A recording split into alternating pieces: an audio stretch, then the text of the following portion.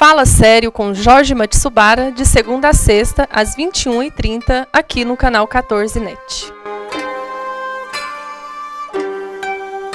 Olá, estamos aqui mais uma vez com o programa Fala Sério e nessa oportunidade com um membro aqui da equipe do Ministério Público Federal aqui de Anápolis, nosso conhecido professor Rodrigo Belmonte. Olá. Que hoje estará aqui dando uma aula para todos nós sobre Ministério Público. É um termo hoje que está na moda, não é? Quase todos os dias na mídia. São dois nomes que estão na mídia todos os dias, é o Ministério Público e a Polícia Federal. Né? E o professor Rodrigo falará hoje sobre alguma coisa sobre o Ministério Público, que deixo a critério dele. O que é o Ministério Público?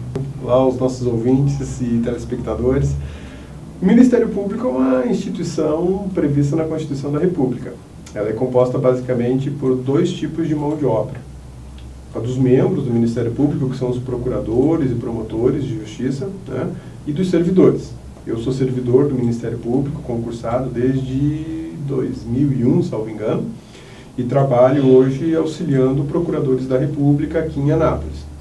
O Ministério Público é uma instituição prevista na Constituição da República que possui independência funcional. Isso é importante dizer, destacar, porque a independência funcional é o que permite ao Ministério Público ajuizar uma ação contra o presidente da República, contra o governador, contra um senador, contra um deputado, contra um partido político inteiro. O membro do Ministério Público, assim como o magistrado, eles não têm dever de obediência ao presidente da República e nem aos parlamentares, e nem ao judiciário. Né? O Ministério Público não obedece o judiciário, ele não decide aquilo, ele não toma as suas medidas de acordo com aquilo que o juiz quer. Ele apresenta para o juiz uma demanda e age na sua independência funcional. É algo que pouquíssimas instituições no mundo possuem, essa independência. Tem muita gente que não gosta. E tem muita gente que gosta porque é o que garante, por exemplo, a atuação em casos em que nós temos envolvimento de grandes grupos econômicos ou grandes grupos políticos, né, que geralmente eles atuam para tentar sufocar essas ações. Professor Rodrigo, e a abrangência da atuação do Ministério Público? É relativamente grande, né? Eu brinco que a gente acaba não tendo assim tanta perna para fazer o percurso que a gente precisa fazer. O Ministério Público é uma instituição que cuida de interesses indisponíveis. E o que é um interesse indisponível? É aquilo que eu não posso dispor, eu não posso abrir mão. Você, por exemplo, tem um veículo. O veículo é seu. Você comprou, você pagou, se você quiser doar para alguém, você pode. Se você quiser vender, você vende. Se você quiser deixar ele em casa parado, você deixa. Mas é o seu interesse, porque esse é um bem disponível. É aquilo que você faz de acordo com o seu interesse pessoal. Mas, de outro lado, existem interesses que não são pessoais, são interesses públicos. Saúde, educação, segurança, a circulação de recursos públicos no país, né, a atuação política de determinados agentes políticos, atuação de servidores públicos, determinado serviço público. São coisas que a administração pública não pode simplesmente fazer ou deixar de fazer como bem entender. São interesses indisponíveis. Então, quando um cidadão não recebe o atendimento numa escola, por exemplo, não tem vagas para o seu filho nessa escola, e ele procura outra e também não tem vagas, alguma coisa está errada nesse serviço público. Então, não é dado direito ao gestor público, estadual, até o federal, de dizer quantas vagas nós teremos ou não. Ele tem que oferecer um número de vagas compatível com a demanda. Por quê? Porque não está no domínio dele. Isso é interesse público. E o público, a sociedade, de forma geral, que é o quê? Vaga em escola. Mesma coisa na área de saúde. Saúde, educação, segurança pública. A segurança pública é um ponto delicadíssimo. Às vezes eu escuto em momentos de campanha eleitoral candidatos a governo ou prefeito dizendo assim: eu vou fazer economia na segurança pública e teremos uma segurança pública melhor. Eu fico me perguntando como é que é possível isso. Porque a gente tem uma crescente criminalidade no país, né? e uma decrescente falta de recurso. Então, como é que eu vou fazer economia? Eu vou economizar combustível. Quando esse combustível é economizado, existem duas situações. Ou o gestor é muito preparado, fez um estudo e identificou que existe um excesso de gasto, um gasto de combustível desnecessário, e aí ele vai fazer o corte devido, ou ele vai retirar o combustível necessário para não gastar. Quando eu tiro combustível de veículos policiais, o veículo não funciona. Então eu tenho menos polícia circulando. Isso acontece com ambulâncias, isso acontece com a Polícia Rodoviária, a Polícia Federal, a Polícia Civil, a Polícia Militar. Se eu retirar o combustível das viaturas, a viatura fica parada. Viatura parada é a polícia que não circula. Isso é indisponível, é segurança pública. Eu não posso dizer quando a viatura circula ou não. O meu carro ficou lá no estacionamento e eu vim a pé até aqui na TV. Mas é uma escolha minha. Já a polícia não tem essa escolha. Por quê? Porque o papel dela é agir com profissionalismo e eficiência. Para isso, ela precisa de estrutura. E essa estrutura, muitas vezes, é cara. Então, eu não posso pensar que o simples economizar da administração, como a gente faz em casa, né? Desliga uma lâmpada, consome um pouco menos de um determinado alimento, gasta um pouco menos de combustível. Esse tipo de política é bom em casa, mas na administração pública o interesse é outro, é o interesse do cidadão. E esse interesse é indisponível. Eu não posso simplesmente dispensar algum serviço. No caso específico da denúncia feita agora contra o presidente da República, em que ponto que ele está inserido essa denúncia, então? A denúncia ela só foi possível porque o Ministério Público é portador, pela Constituição, deu esse poder a ele, né, da independência funcional. Não chega a ser um poder, mas é uma condição, é uma garantia constitucional de atuação sem se preocupar em cumprir ordens do presidente da República. O presidente da República jamais poderá chegar ao Procurador-Geral da República e dizer assim, não denuncie, estou proibindo você de fazer isso. Nenhum membro de parlamento, ou do judiciário, ou do executivo, pode dizer ao Ministério Público, seja ele federal, estadual, não ajuize a ação. Você está proibido disso. É impossível isso, com a Constituição que nós temos hoje. Já existe uma tendência política muito forte de limitar esses poderes, retirar esses poderes do Ministério Público. Isso é um prejuízo enorme para a sociedade e para o cidadão. Tá? Então, essa denúncia contra o presidente da República, o atual presidente da República, o primeiro presidente da República no exercício a ser denunciado criminalmente, só foi possível porque o Ministério Público é um órgão, é uma instituição independente. E aí o Procurador-Geral da República, num contexto de crimes, ele entendeu que era, sim, necessário promover uma ação penal contra o atual presidente da República. Então podemos concluir que, embora digam que a nomeação da nova procuradora, a doutora Raquel Dodge, tenha sido uma escolha da equipe ou do grupo do presidente Temer, que teria simpatia por ela, não há razão nenhuma nesse sentido, porque ela é totalmente independente. Exatamente. Eu tenho ouvido muito se falar sobre isso, que a doutora Raquel foi escolhida a dedo por alguns grandes políticos do país para que, talvez, segundo alguns comentários, ela faça o que eles querem. Eu acho que eles vão, falando um português bem claro, cair do cavalo. Porque a atuação do Procurador-Geral da República não é uma atuação isolada. Ele, se deixar de fazer alguma coisa que deveria ser feito, os pares desse Procurador-Geral vão para cima dele. Dentro do Ministério Público da União, é comum a gente conhecer procuradores brigando com outros procuradores porque aquele colega não fez o que deveria fazer. E a doutora Raquel Dodge, até o momento, ela tem um currículo impecável. Eu acredito que eles escolheram a que eles achavam que bateria mais leve no governo, nessa estrutura de corrupção montada. Mas eu tenho a impressão que eles vão cair do cavalo.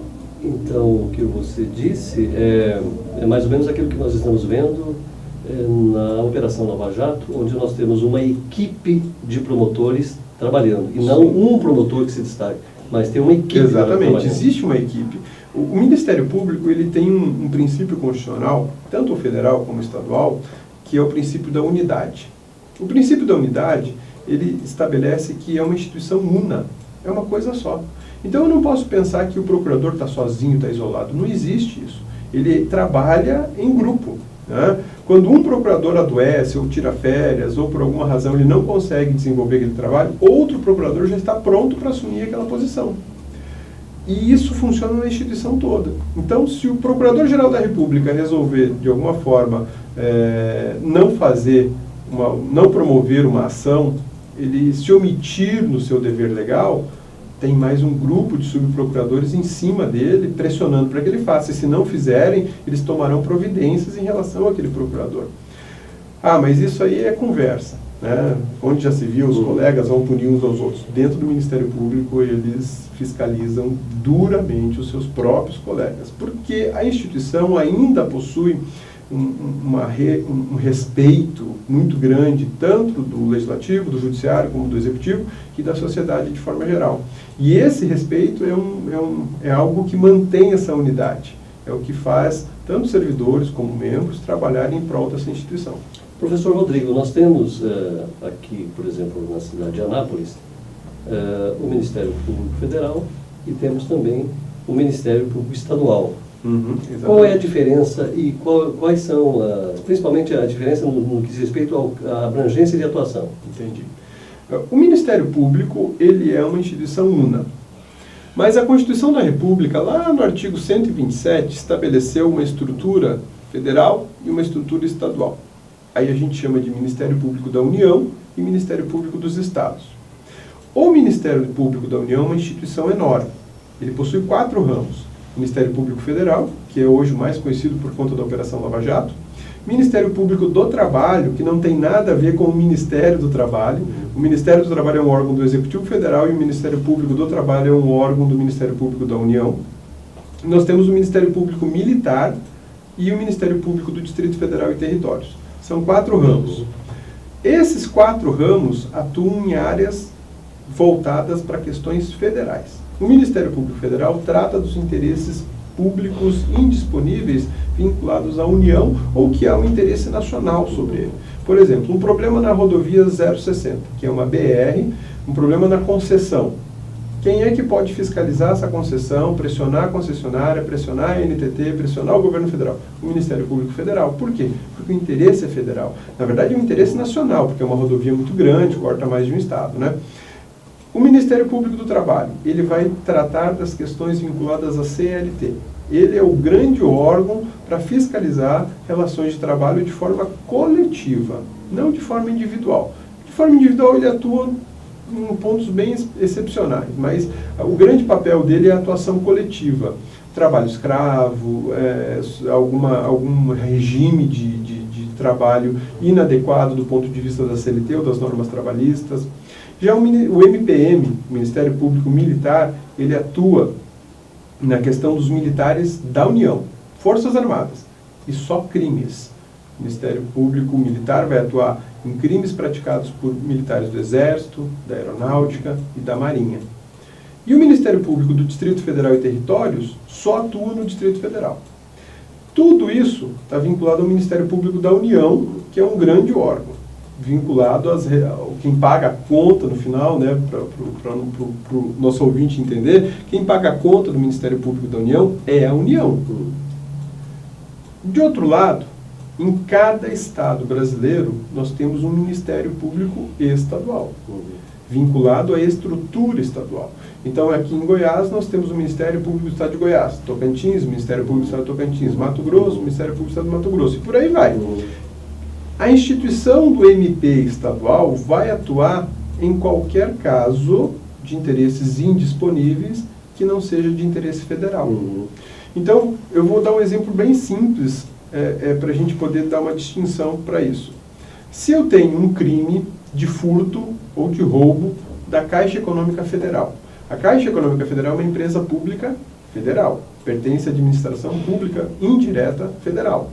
Um crime lá dentro, quem é que vai investigar? Polícia Federal. Quem é que vai processar os criminosos se for identificada a autoria?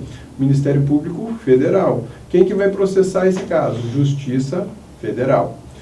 De outro lado, nós temos uma outra instituição chamada Banco do Brasil. Digamos que nós tenhamos um crime no Banco do Brasil, um furto, um assalto a uma agência do Banco do Brasil. Essa é uma instituição que quem vai cuidar desse crime é a Polícia Civil O Ministério Público do Estado onde ocorreu o crime e a Justiça Estadual. Talvez você pense assim, Jorge, mas o Banco do Brasil é uma instituição vinculada à administração pública federal. Sim, ele é, mas ele é uma sociedade de economia mista. Tem capital do particular e tem capital da União. Agora, a empresa pública é capital 100% público, ou da União, ou do Estado, ou do município. No caso da Caixa Econômica Federal, é 100% público da União. Sim. Por isso é que a atuação é federal. Já no Banco do Brasil, é estadual. Um homicídio. Um cidadão foi morto na cidade de Anápolis. Ministério Público Estadual, Polícia Civil e Justiça Estadual. Um policial rodoviário federal, no exercício da função, foi morto na BR-153. Ministério Público Federal, Polícia Federal e Justiça Federal. Por quê? Porque quem estava na BR-153 não era o cidadão, era a União fiscalizando as rodovias. Então, é nesse momento que a gente acaba identificando essas diferenças de atuação. Nós tivemos um caso recente agora aqui de uma investigação, onde teve a atuação da Polícia Federal numa denúncia de funcionários do Banco do Brasil. Uhum. Né?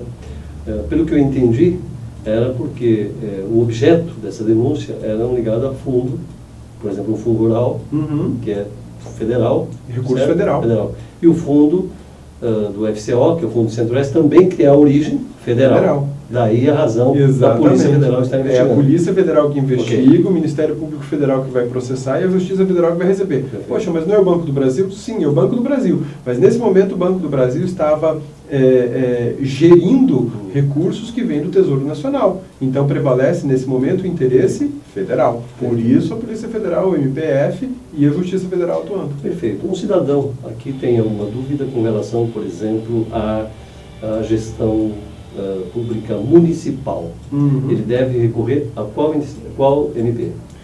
A princípio, ao Ministério Público Estadual. Se for uma questão da gestão municipal, a princípio, o Ministério Público Estadual. Mas acontecem casos, isso é até comum, Jorge, que a gestão municipal ela está realizando um determinado serviço público com verbas federais. Por Então, exemplo, quem vai atuar... saúde e educação. Saúde e educação. Quem vai atuar é o Ministério Público Federal. É interessante a gente comentar uma coisa bem rápida, que os recursos públicos eles são distribuídos no país a partir de uma arrecadação tributária. Então, imposto de renda, imposto federal, a União arrecada. Mas parte do imposto de renda fica no município, outra parte fica no Estado, outra parte fica com a União. Isso é o que a gente chama de repasses obrigatórios. A União tem que repassar obrigatoriamente aos estados e os estados obrigatoriamente aos municípios. Nesse caso, se o desvio for nesse tipo de recurso, quem vai investigar é o Ministério Público Estadual. Agora, se eu tenho um programa do governo federal, por exemplo, Bolsa Família, é um programa do governo federal custeado com recursos federais que vêm das contribuições previdenciárias de todo cidadão brasileiro, né? E é repassado uma quantia para o município para manter determinadas bolsas. Quem faz a gestão, a execução dessa política pública é o município, mas quem está custeando é a União. Se houver fraude, por exemplo, numa prefeitura qualquer, o cidadão é um dono do mercadinho ali da esquina e o dono recebe o Bolsa Família, tem alguma coisa errada, porque não é esse o perfil do Bolsa Família. O Bolsa Família é direcionado para as pessoas que não têm essa condição financeira e econômica. Então tem algum erro. Nesse caso, quem vai investigar? Ministério Público Federal. Por que o Ministério Público Federal, embora seja uma gestão municipal? Porque é uma gestão municipal de um programa federal, custeado com recursos federais. Você deu exemplo, professor, de uma operação que aconteceu, já, se não me engano, há 2 anos atrás, se não me engano, era a Operação Raio-X, do governo federal, da Polícia Federal, sobre a questão da Bolsa Família em todo o Brasil. Sim. Né? E chegou, inclusive, em Anápolis, nessa operação, sim. E teve investigação nessa linha, onde você tinha empresários, entre aspas, recebendo né? O mais a Bolsa comum. Família. Né? É o mais comum. Dentre as fraudes, a fraude não é o regular e nem é o certo. Pelo contrário, a fraude não pode existir. Ainda mais numa situação de política pública desse porte. Né?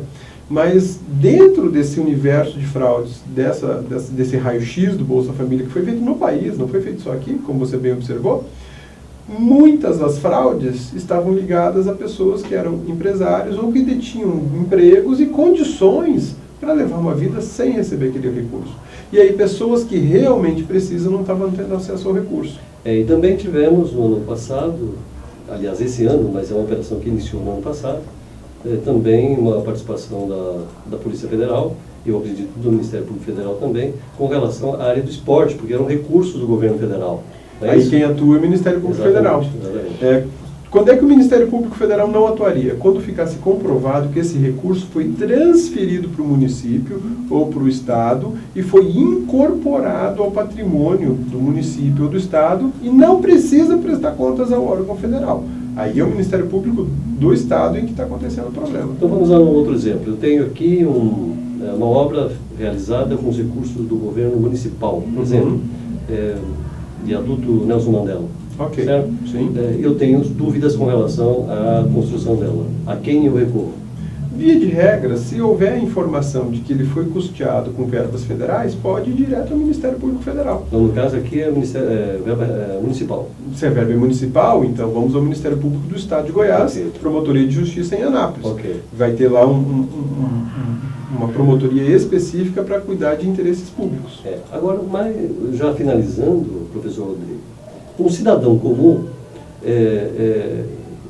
pode fazer a denúncia do Ministério Público, tanto federal quanto estadual, e de que forma isso é feito? Ótima pergunta. Para o cidadão, toda essa discussão que nós tivemos hoje aqui sobre competência, sobre atribuições, se federal ou se estadual, o cidadão não tem que se preocupar com isso. Se ele tem a informação, se ele conhece algum fato, ele tem que exercer a sua cidadania. E a cidadania ela pode ser exercida de diversas formas. Pode ir até a sede do Ministério Público do Estado ou a sede do Ministério Público Federal, relatar o que tem conhecimento e deixar que o órgão tome as providências que o caso exigir. Mas eu não quero ir até o órgão, eu não tenho condição de ir até lá. Pode fazer pela internet, acesse o site do Ministério Público Federal ou do Ministério Público do seu estado e lá vai ter uma opção para... Geralmente a gente usa a expressão denúncia, né? Não é o termo técnico mais correto, mas o cidadão sabe o que é isso. Vai lá e faz a sua denúncia e informa dia, hora, local, se souber de algum nome, pode declinar o nome. Mas existe um ponto que muitas vezes as pessoas não compartilham essa informação. E isso gera uma certa preocupação para o cidadão. Tenho que me informar, tenho que me identificar, dar meu nome, meu RG, meu CPF, meu endereço. Existe um tratamento muito cuidadoso com essa questão da identificação do cidadão. Se o cidadão informar que ele quer prestar uma informação anônima, uma informação sigilosa, o Ministério Público vai respeitar isso.